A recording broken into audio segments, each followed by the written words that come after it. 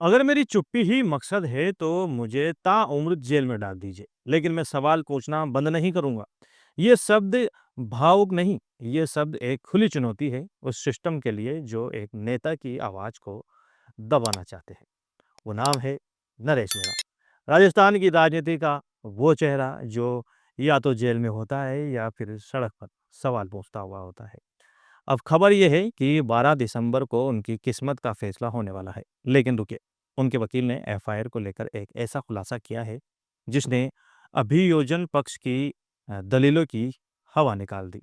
नमस्कार, मैं हूं आपके साथ सलमान पठान और आप देखना शुरू कर चुके हैं रोयल पत्रिका। आज बात उस टकराव की जो अब कानून बनाम राजनीति बन चुका है।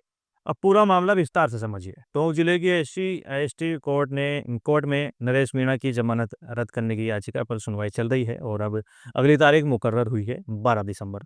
सरकारी पक्ष का साफ कहना है कि नरेश मीणा ने हाईकोर्ट से मिली जमानत की शर्तों का उल्लंघन किया है। इसके लिए हवाला दिया गया सपोर्टरा थाने की एक एफआईआर का। आरोप है कि उन्होंने डोंगरी बांध मुद्दे पर प्रधानमंत्री और मुख्यमंत्री को लेकर कथित तौर पर आपत्तिजनक टिप्पणी की है। लेकिन बचाव पक्ष की कहानी बिल्कुल अलग है।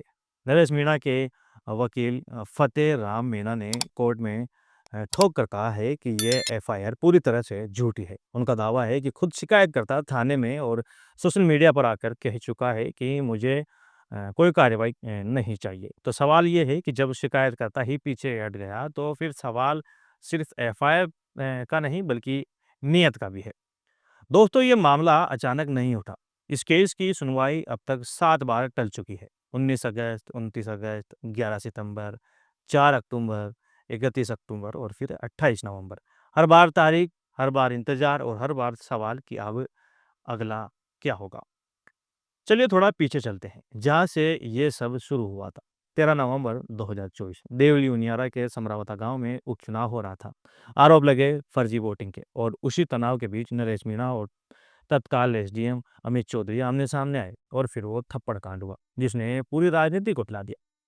14 नवंबर को गिरफ्तारी हुई और उसके बाद लगभग 8 महीने नरेश मीणा को जेल में काटने पड़े। हाई कोर्ट ने 2 बार जमानत नकारी, लेकिन तीसरी बार जुलाई 2025 में जस्टिस प्रवीर भटनागर की अदालत ने उन्हें जमानत दे दी। वो पल भावुक था, वकील तक रो पड़े थे। जेल से बाहर आते ही नरेश मीणा ने हाड़ौती जनक्रांति यात्रा शुरू कर दी। एक बार फिर सड़क, एक बार फिर जनता और एक बार फिर सिस्टम से टकराव। लेकिन राजनीति में राहत लंबी नहीं चलती। हाल ही में पिपलोदी स्कूल हादसा हुआ जिसमें बच्चों की जान गई। नरेश मीणा मुआवजे की मांग को लेकर पहुंचे, धरना देने की कोशिश की और आरोप है कि इसी के आधार पर पुलिस ने उन्हें फिर गिरफ्तार किया। नरेश मीणा ने अब सरकार को समझौता याद दिलाया। उन्होंने कहा मुख्यमंत्री से जो समझौता हुआ था उसकी आज तक पालना नहीं हुई। उल्टा मेरी जमानत रद्द करवा कर मेरी आवाज़ को दबाई जा रही है। अब 12 दिसंबर को कोर्ट तय करेगा क्या जमानत बचेगी या सियासी संघर्ष फिर सलाखों के पीछे जाएगा। रॉयल पत्रिका आपसे ये सवाल पूछता है कि क्या अदालत आंदोलन करना और जनहित के का सवाल उठाना अब जमानत रद्द होने का कारण बनेंगे। आप क्या सोचते हैं कमेंट बॉक्स में अपनी राय ज़रूर बताएं। मैं हूं सलमान पठान और आप देख रहे थे रॉयल पत्रिका और रॉयल पत्रिका को सब्सक्राइब करना ना भूलें। धन्यवाद।